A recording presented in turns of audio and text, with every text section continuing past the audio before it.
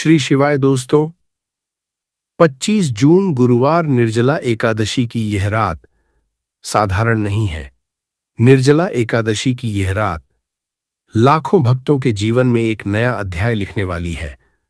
दोस्तों, आज है 25 जून 2026 गुरुवार, और आज का यह गुरुवार केवल एक साधारण गुरुवार नहीं है। आज इस पवित्र गुरुवार पर एक ऐसा संयोग बना है जो बहुत कम बार बनता है। आज इस गुरुवार पर निर्जला एकादशी का अद्भुत योग है। जी हां दोस्तों, ज्येष्ठ मास की शुक्ल पक्ष एकादशी तिथि आज उदय हो रही है और इसी के साथ आज नक्षत्र है पुष्य। और दोस्तों, शास्त्रों में लिखा है कि जब गुरुवार और पुष्य नक्षत्र का मिलन होता है तो बनता है वह दुर्लभ संयोग जिसे कहते हैं गुरु पुष्य अमृत योग।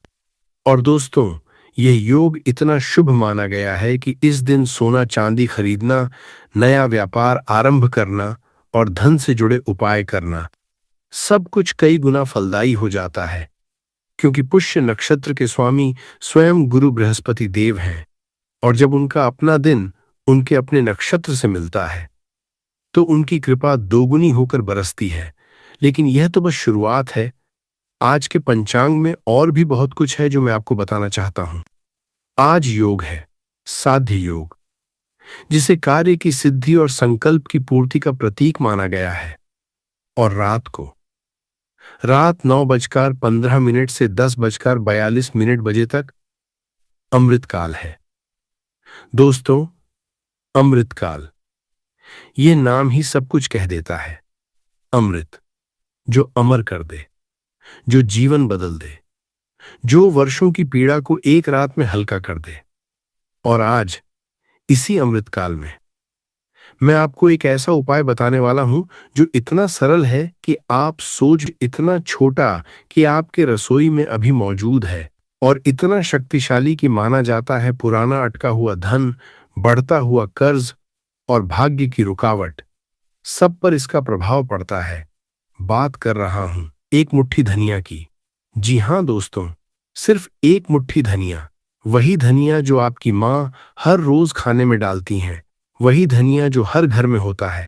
लेकिन आज रात, इस गुरु पुष्य अमृत योग की रात, इस अमृत काल में यही एक मुट्ठी धनिया आपके जीवन का सबसे बड़ा मोड़ बन सकता है। दोस्तों, ध्यान से सुनिए। धनिया शब्द में ही धन बसा हुआ है, यह इत्तेफाक नहीं माना जाता। लेकिन दोस्तों, इस उपाय को करने का तरीका बहुत विशेष है, और यह विधि बहुत कम लोग जानते हैं। जो जानते हैं उनके जीवन में फर्क पड़ा है, जो नहीं जानते वे बस यूं ही धनिया देखते रहे और इस अवसर से वंचित रह गए। आज की इस वीडियो में मैं आपको वह सब बताऊंगा, पूरी विधि, सही समय, सही मंत्र, सही दिशा, और वो सारी बातें जो आपको इस रात के दिव्य अवसर का पूरा लाभ उठाने में मदद करेंगी। तो दोस्तों, अगर आपके जीवन में धन की तंगी है, अगर हाथ में आते ही पैसा निकल जाता है, अगर वर्षों से कर्ज का बोझ कम नहीं हो रहा, अगर व्यापार में मेहनत के बावजूद बरकत नहीं आ रही, अगर भाग्य के दरवाजे बंद से लग रहे हैं, तो यह वीडियो आपके लिए ही है। यह वीडियो पूरी देखिए, बीच में मत छोड़िए, क्योंकि जो जानकारी सबसे महत्वपूर्ण है वह मैं वीडियो के बीच में बताऊंगा, और जो आशीर्वाद आपका इंतजार कर रहा है वह अंत में मिलेगा। चलिए दोस्तों, शुरू करते हैं। श्री हरि का स्मरण करके, गुरुदेव को प्रणाम करके। जय श्री हरि, जय गुरुदेव। दोस्तों, पहले यह समझ लेते हैं कि आज का यह दिन इतना विशेष क्यों है। हर वर्ष ज्येष्ठ मास की शुक्ल पक्ष एकादशी को निर्जला एकादशी मनाई जाती है। वर्ष 2026 में यह पावन तिथि 25 जून गुरुवार को पड़ रही है। एकादशी तिथि आज सुबह के समय से आरंभ हो रही है और अगले दिन सुबह तक रहेगी। इसलिए उदय तिथि के अनुसार व्रत और रात का उपाय आज ही, यानी गुरुवार को किया जाएगा।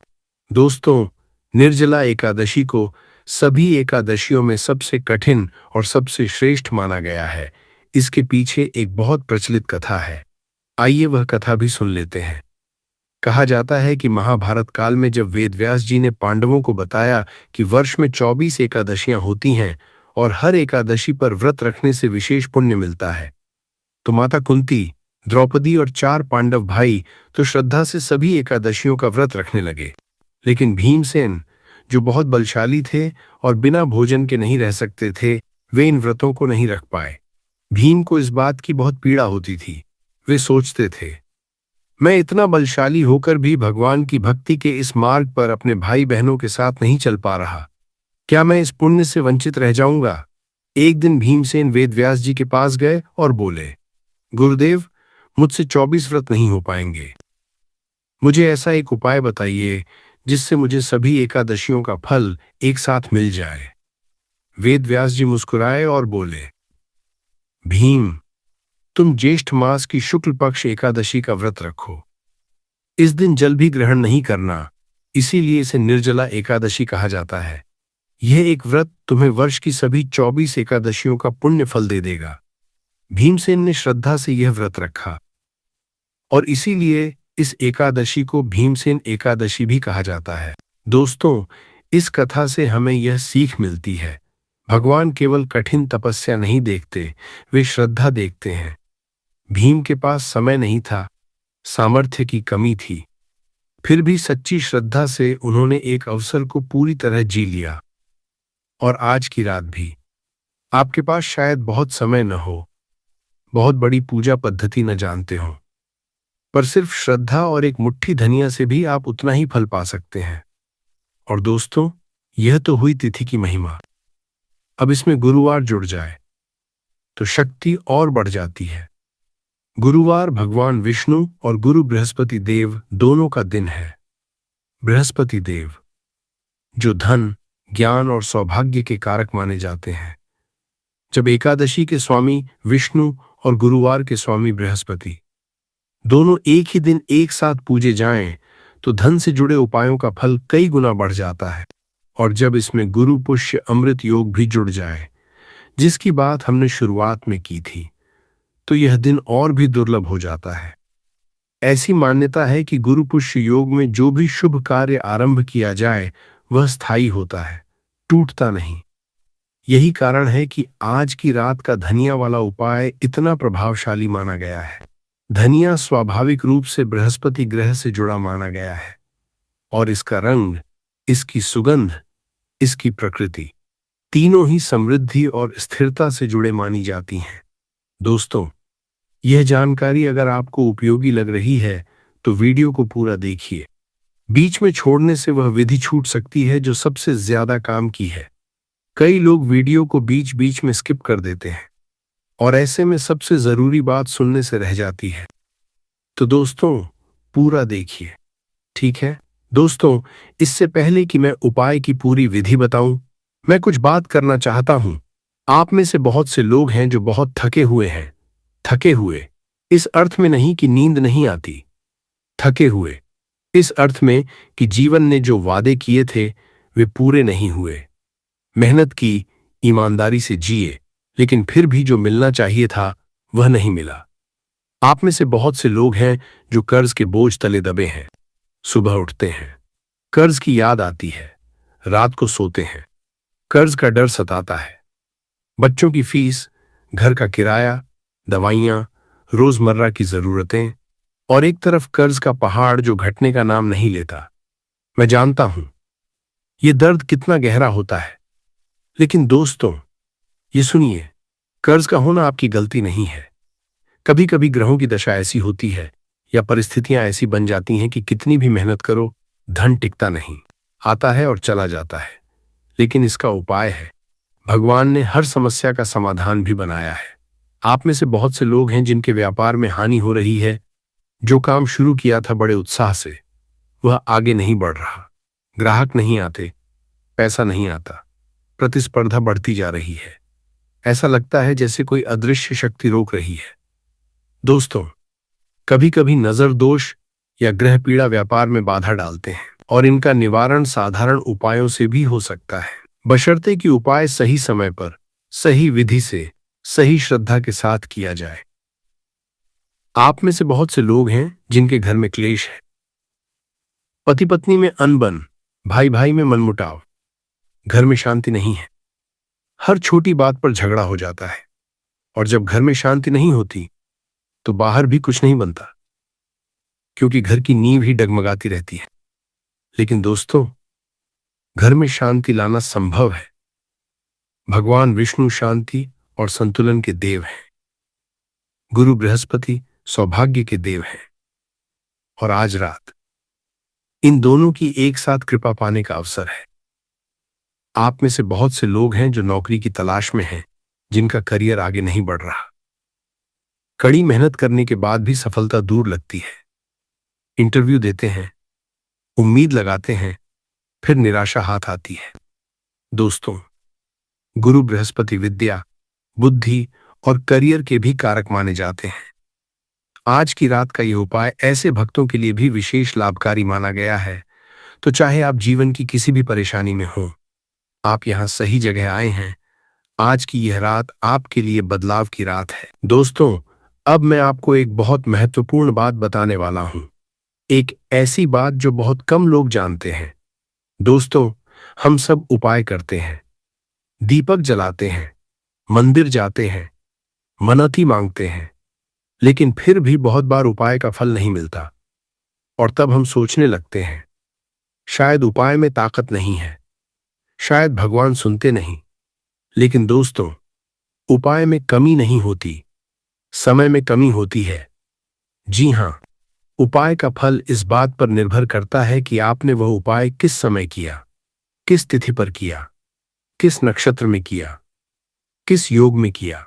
एक ही उपाय एक साधारण दिन में किया जाए तो साधारण फल देता है, और वही उपाय किसी विशेष तिथि पर विशेष काल में किया जाए तो उसका फल कहीं अधिक माना जाता है। हमारे पूर्वज यह बात जानते थे, इसीलिए वे पंचांग देखते थे, इसीलिए वे मुहूर्त निकालते थे, क्योंकि वे समझते थे कि समय की शक्ति अपार है। और आज की यह निर्जला एकादशी, यह गुरुवार, यह पुष्य नक्षत्र, यह अमृतकाल, यह सब मिलकर एक ऐसा समय बना रहे हैं जो बहुत दुर्लभ है। अब दूसरी बात सुनिए। धनिया के बारे में हम सब जानते हैं, लेकिन क्या आप जानते हैं कि धनिया का संबंध गुरु ग्रह से है? बृहस्पति ग्रह, जो आज के दिन के स्वामी हैं, उनकी प्रिय वस्तुओं में धनिया भी आता है। जब गुरुवार को निर्जला एकादशी पर धनिया का उपाय किया जाए तो यह बृहस्पति देव को सीधे प्रसन्न करता है। और बृहस्पति देव प्रसन्न हो तो क्या होता है?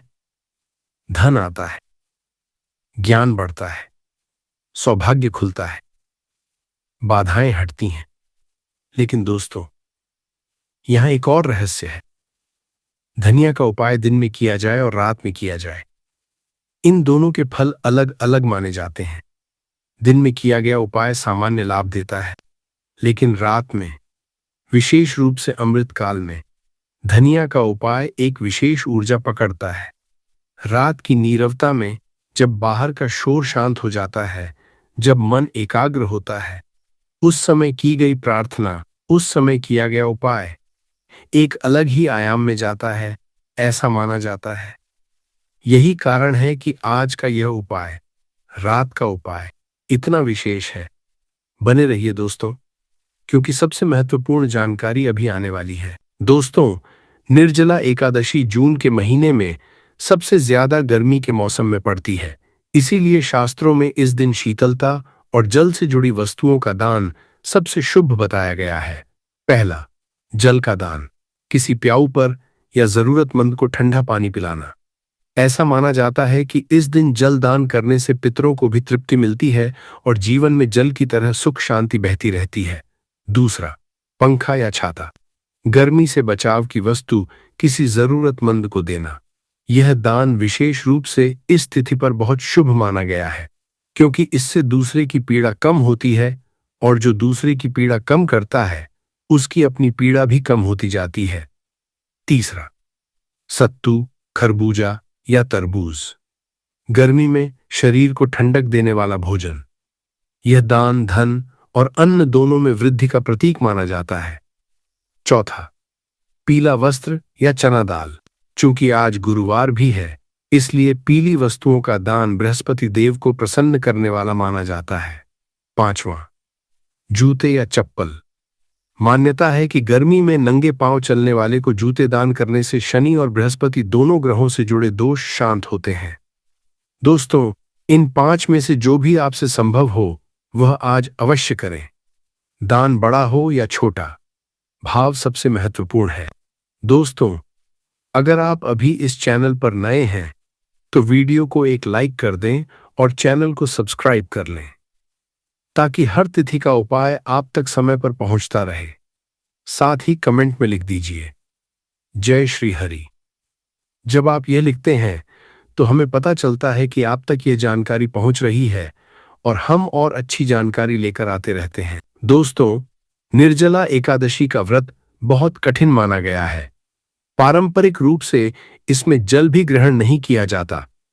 लेकिन दोस्तों, यह बात भी जरूर ध्यान रखिए, जिन लोगों की तबीयत ठीक न हो, जो बुजुर्ग हों, गर्भवती महिलाएं हों या जिन्हें कोई स्वास्थ्य समस्या हो, वे फलाहार करके या डॉक्टर की सलाह अनुसार व्रत रखें।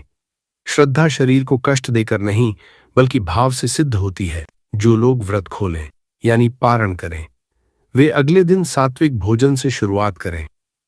सत्तू, खरबूजा, तरबूज जैसी ठंडक देने वाली चीजें सबसे उत्तम मानी गई हैं। अब बात करें उन चीजों की जो इस दिन वर्जित मानी गई हैं। पहली, चावल का सेवन इस दिन वर्जित बताया गया है। मान्यता है कि एकादशी पर चावल खाने से व्रत का पुण्य कम हो जाता है। दूसरी, तामसिक भोजन, मांस, मदिरा, प्याज, लहसुन इस दिन पूरी तरह वर्जित है। तीसरी, झूठ बोलना और किसी का अपमान करना, यह सबसे बड़ी बाधा मानी गई है। चाहे उपाय कितना भी शक्तिशाली हो, अगर इस दिन किसी का दिल दुखाया जाए तो उपाय का फल बहुत कम हो जाता है। चौथी, तुलसी के पत्ते इस दिन न तोड़ें। मान्यता है कि एकादशी पर तुलसी माता विश्राम करती हैं। 5वीं, दिन में सोना। मान्यता है कि एकादशी के दिन सोने से आलस्य और दरिद्रता का भाव बढ़ता है। जितना संभव हो इस दिन सक्रिय रहें, भगवान का स्मरण करते रहें। दोस्तों, इन छोटी छोटी बातों का ध्यान रखकर ही उपाय अपना पूरा फल देता है ना दोस्तों? अब आते हैं उस उपाय पर जिसके लिए आप यहां आए हैं। देखिए, यह उपाय विशेषकर उन लोगों के लिए है जिनके घर में पैसा आता है पर टिकता नहीं, जिनके ऊपर कर्ज का बोझ बढ़ता ही जा रहा है, जिनकी मेहनत के बावजूद धन में बरकत नहीं हो रही, जिनके व्यापार में रुकावटें आ रही हैं, है ना? ये उपाय घर का कोई भी सदस्य कर सकता है, चाहे माता पिता हो, बहन हो या घर का कोई भी बड़ा सदस्य। बस मन में पूर्ण श्रद्धा होनी चाहिए। दिशा, उपाय करते समय उत्तर दिशा की ओर मुख करके बैठें। उत्तर दिशा को धन और समृद्धि की दिशा माना गया है। यह कुबेर देव की दिशा भी कहलाती है। समय, यह उपाय रात के समय करना है। एकादशी की रात 9:15 से 10:42 बजे तक का अमृतकाल इस उपाय के लिए सबसे उत्तम माना गया है। यदि यह समय न मिल सके तो सोने से पहले रात के किसी भी शांत समय में भी यह उपाय किया जा सकता है। सामग्री, आपको चाहिए केवल 1 मुट्ठी साबुत धनिया, टूटा हुआ न हो, साफ और सूखा हो, कोई दाना सड़ा या खराब न हो, एक छोटा मिट्टी का दीपक, घी और थोड़े पीले फूल। बस इतना ही, कोई महंगी चीज नहीं। विधि, एक एक कदम सुनिए। पहला कदम, स्नान करके स्वच्छ वस्त्र पहने, संभव हो तो पीले वस्त्र पहने क्योंकि आज गुरुवार भी है। दूसरा कदम, पूजा स्थान या तुलसी के पास घी का दीपक जलाएं। दीपक जलाते समय भाव रखें, यह दीपक मैं श्री हरि और गुरुदेव के चरणों में अर्पित कर रहा हूं। तीसरा कदम, अपने दाहिने हाथ में 1 मुट्ठी साबुत धनिया लें, उसे देखें, उसकी सुगंध लें। यह केवल मसाला नहीं, समृद्धि का प्रतीक है, ऐसा भाव मन में रखें। चौथा कदम, यह मंत्र 11 बार बोलें, धीरे धीरे, श्रद्धा से। चो नमो भगवते वासुदेवाय, चो ब्रह्म बृहस्पतये नमः। इस मंत्र में पहला भाग, चो नमो भगवते वासुदेवाय, भगवान विष्णु का आह्वान करता है, जो आज की एकादशी के स्वामी हैं।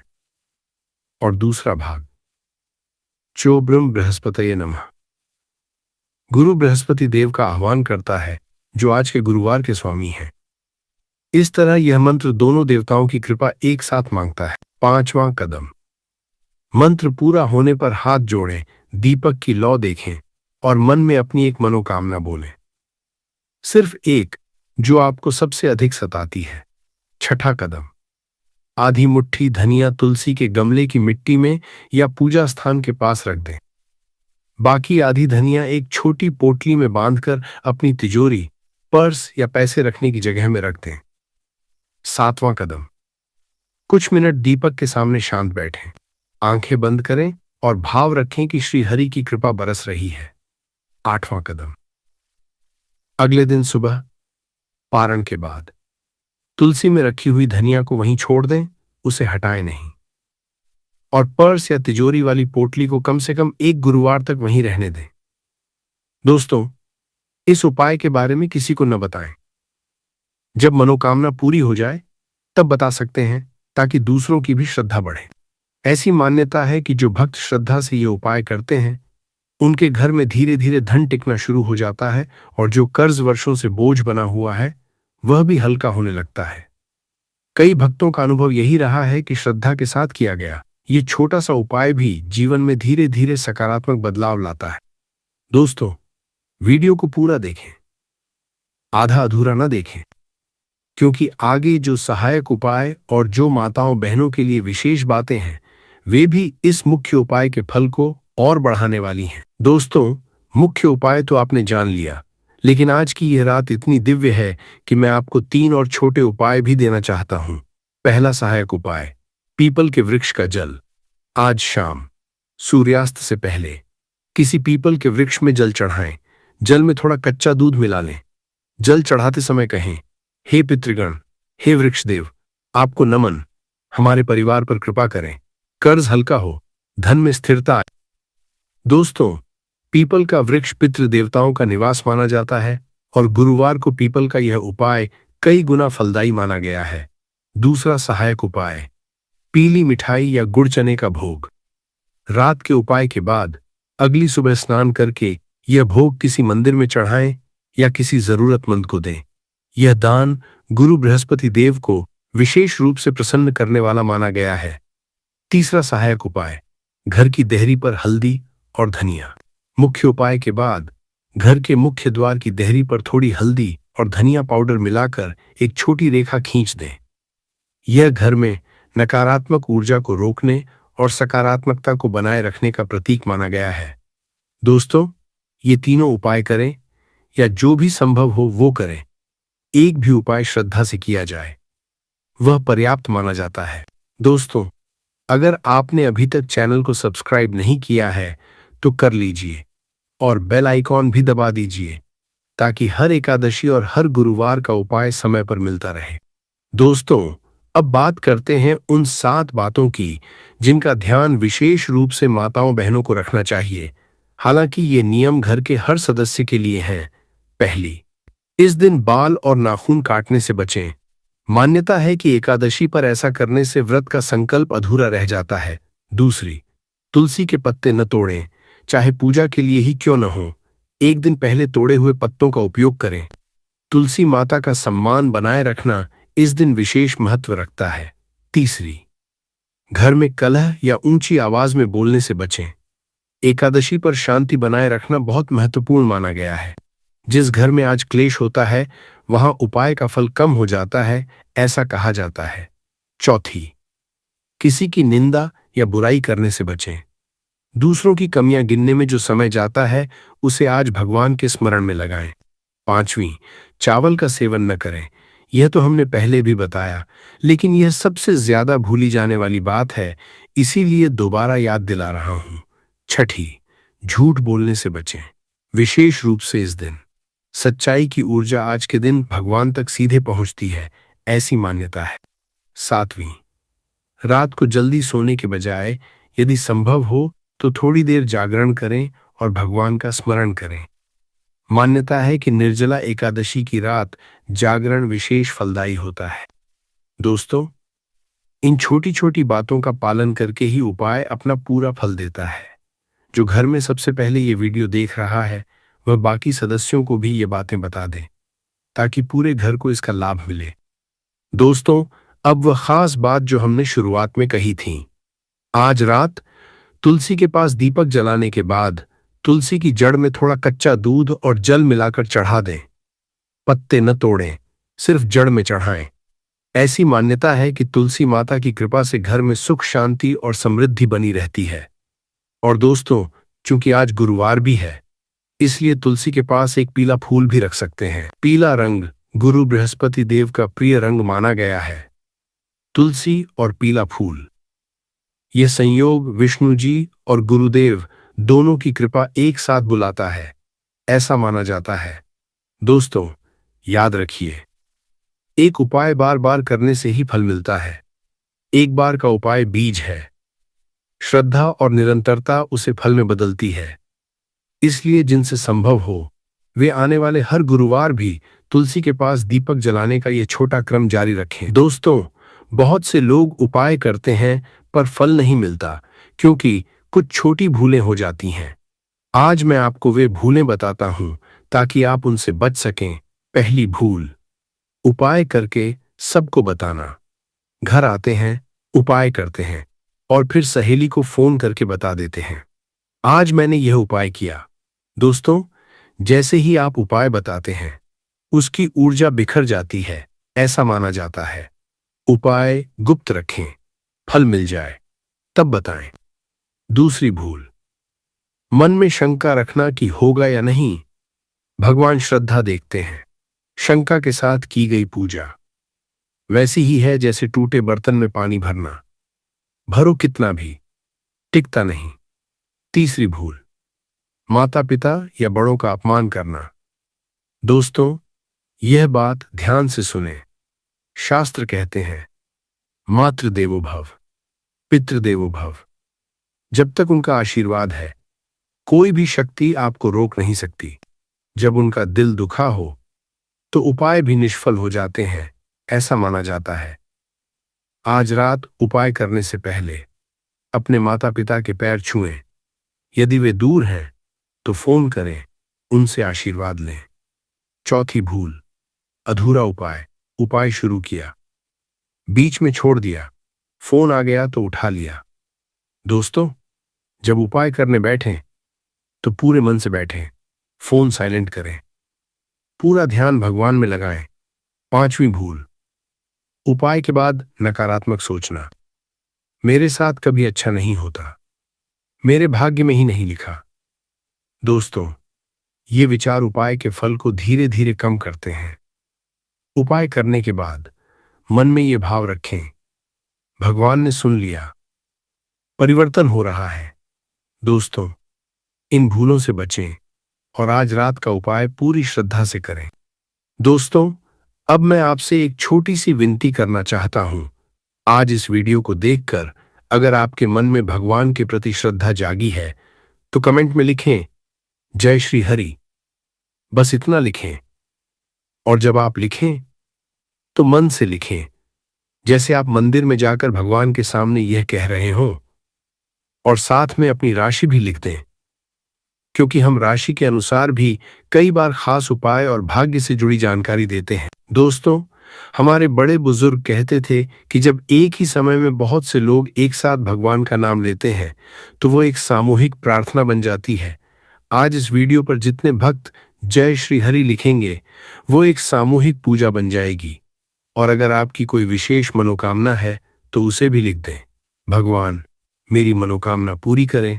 बस एक लाइन, हर हर महादेव, जय श्री हरि, जय गुरुदेव। दोस्तों, एक बात कहनी है, ये चैनल समग्र ज्ञान, इसे बनाने में बहुत मेहनत लगती है। हर वीडियो के पीछे घंटों का शोध होता है, पंचांग देखना होता है, शास्त्रों से जानकारी जुटानी होती है, सही विधि ढूंढनी होती है ताकि जो जानकारी आप तक पहुंचे वह सही हो, प्रामाणिक हो। ये सब इसलिए करते हैं ताकि आप तक सच्चा ज्ञान पहुंचे, ताकि आप खुद अपने घर में बिना किसी जटिल विधि के भगवान की कृपा पा सकें। अगर इस वीडियो से आपको कुछ मिला, एक भी नई जानकारी, एक भी पल की शांति, तो एक छोटा सा काम करें, इस वीडियो को लाइक करें। यह एक बटन दबाने का काम है, लेकिन इस एक बटन से इस चैनल को बहुत मदद मिलती है। और अगर आप चाहते हैं कि आगे भी ऐसी जानकारी मिलती रहे, तो सब्सक्राइब करें और बेल आइकॉन दबाएं, क्योंकि कभी कभी ऐसा होता है कि एकादशी का उपाय रात को डाला जाता है और जिसे नोटिफिकेशन नहीं मिली, उसने अगले दिन देखा और मौका निकल गया। ये मेरी प्रार्थना है, बाकी आपकी इच्छा। जय श्री हरि, जय गुरुदेव। दोस्तों, अब मैं आपको एक दृश्य दिखाना चाहता हूं। आंखें बंद करें, बस एक पल के लिए। कल्पना करें, कुछ महीनों बाद की एक सुबह है। आप उठते हैं, घर में शांति है, बच्चों की हंसी सुनाई देती है। आप उठकर अपने पूजा घर में जाते हैं, दीपक जलाते हैं और मन में एक गहरी शांति है, एक कृतज्ञता है, क्योंकि जो बदलाव हुआ है वह आपने महसूस किया है। वह कर्ज जो वर्षों से दबाए था, अब उसका बोझ हल्का हो रहा है। एक नया अवसर आया, धीरे धीरे स्थिति बेहतर होती जा रही है। वह व्यापार जो ठहरा हुआ था, अब उसमें नई ऊर्जा है, नए ग्राहक, नए अवसर। वह नौकरी जिसका इंतजार था, वह मिल गई, या जो काम कर रहे हैं उसमें तरक्की का रास्ता खुल गया। वह रिश्ता जो टूटने की कगार पर था, अब उसमें मिठास आ गई है। बातचीत शुरू हुई, समझ बढ़ी। दोस्तों, ये कल्पना नहीं, ऐसी मान्यता है कि जिन भक्तों ने श्रद्धा के साथ उपाय किए, उनके जीवन में धीरे धीरे यह बदलाव आता देखा गया है। भगवान की कृपा किसी एक पर नहीं, सब पर है। बस हमें उस कृपा को ग्रहण करने के लिए तैयार रहना है। श्रद्धा और एक छोटा सा कदम चाहिए। आज इस निर्जला एकादशी की रात एक कदम उठाएं। वह एक मुट्ठी धनिया उठाएं, वह दीपक जलाएं, वह मंत्र बोलें और फिर देखें भगवान क्या करते हैं। जब ईश्वर की इच्छा हो तो राह खुलती है। जब भक्त की श्रद्धा हो तो ईश्वर की इच्छा जाग जाती है। दोस्तों, अब हम इस वीडियो के अंत में आ गए हैं, लेकिन यह अंत नहीं, यह एक नई शुरुआत है। आज की यह रात, यह निर्जला एकादशी की पवित्र रात, यह आपके जीवन में एक नया अध्याय लिखने का अवसर है। मैं अब आपके लिए पूरे मन से भगवान विष्णु और गुरुदेव से प्रार्थना करता हूं। हे श्री हरि, हे जगत के पालनहार, आज आपके इन सेवकों ने श्रद्धा के साथ ये वीडियो देखा है। इनके मन में आपके प्रति भक्ति है। इनके जीवन में अनेक कठिनाइयां हैं, लेकिन इन्होंने हार नहीं मानी। इन्होंने अभी भी आप पर विश्वास रखा। हे श्री हरि, इनकी सुने, इनके कर्ज हल्के करें, इनके घर में शांति लाएं, इनके व्यापार में बरकत लाएं, इनके माता पिता को दीर्घायु दें। और हे गुरुदेव बृहस्पति, आज आपके पवित्र दिन पर इन भक्तों पर अपनी कृपा बरसाएं। इन्हें ज्ञान दें, विवेक दें, सौभाग्य दें, इनके भाग्य के बंद दरवाजे खोलें। दोस्तों, यह प्रार्थना मैंने आपके लिए की, लेकिन यह प्रार्थना तब पूरी होगी जब आप भी मन से कहें, जय श्री हरि। बोलिए जय श्री हरि, बोलिए जय गुरुदेव। दोस्तों, आज रात का उपाय करें। याद रखें, रात 9:15 से 10:42 बजे के बीच अमृत काल में करें। एक मुट्ठी साबुत धनिया दाहिने हाथ में लें, दीपक जलाएं, च नमो भगवते वासुदेवाय, च ब्रह्म बृहस्पते नमः 11 बार बोलें, मनोकामना बोलें। आधी धनिया तुलसी में, आधी तिजोरी में रखें। किसी को मत बताएं। इतना छोटा सा कदम और भाग्य का नया अध्याय शुरू हो सकता है। इस वीडियो को उन लोगों तक पहुंचाएं जिनके घर में धन की तंगी है, जो कर्ज से जूझ रहे हैं, जो थके हुए हैं, जो आस लगाए बैठे हैं, क्योंकि शायद इस वीडियो को उन तक पहुंचाना वही आपका आज का सबसे बड़ा पुण्य कर्म हो। और दोस्तों, कुछ ही दिनों में आषाढ़ मास की एक और विशेष तिथि आने वाली है, जिस पर एक ऐसा उपाय होता है जो घर की सुख समृद्धि को स्थायी बनाता है। उस उपाय में भी एक ऐसी चीज है जो आपकी रसोई में रोज होती है। बेल आइकॉन दबाकर रखें ताकि वह जानकारी समय पर मिल जाए। मैं आपका, आपके परिवार का पूरे दिल से भला चाहता हूं और श्री हरि वे सदा आपके साथ हैं। जय श्री हरि, जय गुरुदेव, जय श्री कृष्ण। यह नक्षत्र समृद्धि का, पूर्णता का और आशीर्वाद का प्रतीक है। आज योग है प्रीति योग, शाम 5:53 बजे तक। प्रीति योग यानी वह समय जब देवता भी प्रेम और वात्सल्य से भरे रहते हैं। इस समय किया गया उपाय, किया गया जप, की गई प्रार्थना सीधे भगवान के हृदय तक पहुंचती है और रात 8:20 से 9:49 बजे तक अमृतकाल है। दोस्तों, अमृतकाल, यह नाम ही सब कुछ कह देता है। अमृत, जो अमर कर दे, जो जीवन बदल दे, जो वर्षों की पीड़ा को एक रात में समाप्त कर दे। और आज इसी अमृतकाल में मैं आपको एक ऐसा उपाय बताने वाला हूं जो इतना सरल है कि आप सोच भी नहीं सकते, इतना छोटा कि आपके रसोई में अभी मौजूद है, और इतना शक्तिशाली कि पुराने से पुराना दुर्भाग्य, रुका हुआ धन, वर्षों का कर्ज और शरीर की पीड़ा, सब पर इसका असर होता है। बात कर रहा हूं एक चुटकी हल्दी की। जी हां दोस्तों, सिर्फ एक चुटकी हल्दी।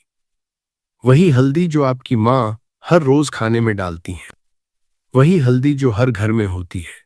लेकिन आज रात, इस एकादशी समाप्ति की रात, इस अमृत काल में, यही एक चुटकी हल्दी आपके जीवन का सबसे बड़ा मोड़ बन सकती है। लेकिन दोस्तों, इस उपाय को करने का तरीका बहुत विशेष है, और यह तरीका, यह विधि बहुत कम लोग जानते हैं। जो जानते हैं उनके जीवन में फर्क पड़ा है, जो नहीं जानते वे बस यूं ही हल्दी देखते रहे और चमत्कार से वंचित रहे। आज की इस वीडियो में मैं आपको वह सब बताऊंगा, पूरी विधि, सही समय, सही मंत्र, सही दिशा, और वो सारी बातें जो आपको इस रात के दिव्य अवसर का पूरा लाभ उठाने में मदद करेंगी। तो दोस्तों, अगर आपके जीवन में कोई परेशानी है, अगर धन की तंगी है, अगर स्वास्थ्य साथ नहीं दे रहा, अगर घर में क्लेश है, अगर वर्षों से कोई मनोकामना पूरी नहीं हो रही, तो ये वीडियो आपके लिए ही है। ये वीडियो पूरी देखिए, बीच में मत छोड़िए, क्योंकि जो जानकारी सबसे महत्वपूर्ण है वह मैं वीडियो के बीच में बताऊंगा, और जो आशीर्वाद आपका इंतजार कर रहा है वह अंत में मिलेगा। चलिए दोस्तों, शुरू करते हैं। भगवान शिव का स्मरण करके, गुरुदेव को प्रणाम करके, हर हर महादेव, जय गुरुदेव। दोस्तों, पहले यह समझ लेते हैं कि आज का यह दिन इतना विशेष क्यों है। आज एकादशी समाप्ति है। प्रदोष का अर्थ है सूर्यास्त के बाद का वह पवित्र समय जब भगवान शिव और माता पार्वती कैलाश पर्वत पर नृत्य करते हैं, जब महादेव प्रसन्न होते हैं, जब उनकी तीसरी आंख, वह नेत्र जो सब कुछ जानता है, भक्तों की ओर करुणा से देखती है। शास्त्रों में कहा गया है, प्रदोषे शिव पूजा च सर्व पाप प्रणाशिनी, यानी प्रदोष काल में की गई शिव पूजा सभी पापों को नष्ट करती है। लेकिन जब यह एकादशी समाप्ति बुधवार को पड़े तो इसकी शक्ति दोगुनी हो जाती है। बुधवार गुरु बृहस्पति का दिन है। बृहस्पति जो देवताओं के गुरु हैं, जो ज्ञान, विद्या, धन और सौभाग्य के कारक हैं। जब गुरुदेव और भगवान शिव दोनों एक ही दिन, एक ही समय में अपने भक्तों पर कृपा करते हैं, तो जीवन में जो परिवर्तन आता है वह असाधारण होता है। और आज के पंचांग में एक और विशेषता है। आज रेवती नक्षत्र है। रात 10:34 बजे तक रेवती, मीन राशि का अंतिम नक्षत्र। इस नक्षत्र की देवी हैं पूषा देवी, जो पोषण, समृद्धि और यात्रा की देवी हैं। रेवती नक्षत्र में किया गया हर शुभ कार्य फल देता है। यह नक्षत्र ऐसे लोगों के लिए विशेष रूप से शुभ है जो आर्थिक कठिनाई में हैं, जो धन के लिए संघर्ष कर रहे हैं। आज चंद्रमा भी मीन राशि में है रात 10:34 बजे तक, और मीन राशि का स्वामी है बृहस्पति, यानी आज रात चंद्रमा अपने स्वामी गुरु की राशि में विराजमान है। यह एक अत्यंत शुभ स्थिति है। इस समय जो भी उपाय किए जाते हैं, चंद्रमा उन्हें और अधिक शक्तिशाली बना देते हैं। और सबसे महत्वपूर्ण बात, आज रात 8:20 से 9:49 बजे तक अमृतकाल है। दोस्तों, अमृतकाल के बारे में आपने सुना होगा, लेकिन क्या आप जानते हैं कि जब अमृतकाल और प्रदोष काल एक ही रात में मिलते हैं तो वह समय कितना दुर्लभ होता है, कितना पवित्र होता है। आज रात ठीक यही हो रहा है। प्रदोष काल, जो सूर्यास्त के बाद लगभग 1.5 घंटे तक रहता है, आज संध्या के समय से शुरू होगा और उसी रात 8:20 बजे से अमृतकाल भी आरंभ हो जाएगा। यानी आज रात दो दिव्य कालों का संगम है। दो पवित्र धाराएं एक साथ बह रही हैं, एक नदी प्रदोष की, दूसरी नदी अमृतकाल की। और जहां दो पवित्र धाराएं मिलती हैं वहां तीर्थ बनता है। आज रात आपका घर वो तीर्थ बन सकता है। आज रात आपकी पूजा का स्थान, वह कोना जहां दीपक जलता है, वह सबसे पवित्र स्थान बन सकता है। और इसीलिए आज रात का यह उपाय, एक चुटकी हल्दी का यह उपाय इतना शक्तिशाली है। हल्दी और भगवान शिव का संबंध भी बहुत गहरा है। हल्दी को शास्त्रों में हरिद्रा कहा गया है। यह पवित्रता का प्रतीक है। यह नकारात्मक ऊर्जा को दूर करती है। और गुरु ग्रह बृहस्पति से हल्दी का सीधा संबंध है। बुधवार को हल्दी का उपाय, यह संयोग केवल आकस्मिक नहीं है, यह दैवीय व्यवस्था है। आज की रात, इस निर्जला एकादशी की रात, इस रेवती नक्षत्र की रात, इस अमृतकाल की रात, प्रकृति स्वयं आपके लिए एक दरवाजा खोल रही है। सवाल यह है, क्या आप उस दरवाजे से प्रवेश करेंगे? दोस्तों, इससे पहले कि मैं उपाय बताऊं, मैं कुछ बात करना चाहता हूं। आप में से बहुत से लोग हैं जो बहुत थके हुए हैं। थके हुए इस अर्थ में नहीं कि नींद नहीं आती, थके हुए इस अर्थ में कि जीवन ने जो वादे किए थे वे पूरे नहीं हुए। मेहनत की, ईमानदारी से जिए, लेकिन फिर भी जो मिलना चाहिए था वह नहीं मिला। आप में से बहुत से लोग हैं जो कर्ज के बोझ तले दबे हैं। सुबह उठते हैं, कर्ज की याद आती है। रात को सोते हैं, कर्ज का डर सताता है। बच्चों की फीस, घर का किराया, दवाइयां, रोजमर्रा की जरूरतें, और एक तरफ कर्ज का पहाड़ जो घटने का नाम नहीं लेता। मैं जानता हूं यह दर्द कितना गहरा होता है, लेकिन दोस्तों, यह सुनिए, कर्ज का होना आपकी गलती नहीं है। कभी कभी ग्रहों की दशा ऐसी होती है, पितृदोष ऐसा होता है, या परिस्थितियां ऐसी बन जाती हैं कि कितनी भी मेहनत करो, धन टिकता नहीं। आता है और चला जाता है, लेकिन इसका उपाय है। भगवान ने हर समस्या का समाधान भी बनाया है। आप में से बहुत से लोग हैं जिनके घर में स्वास्थ्य की परेशानी है। घर में कोई बीमार है, पुरानी बीमारी। डॉक्टर के पास जाते हैं, दवाइयां लेते हैं, लेकिन पूरी तरह ठीक नहीं होता।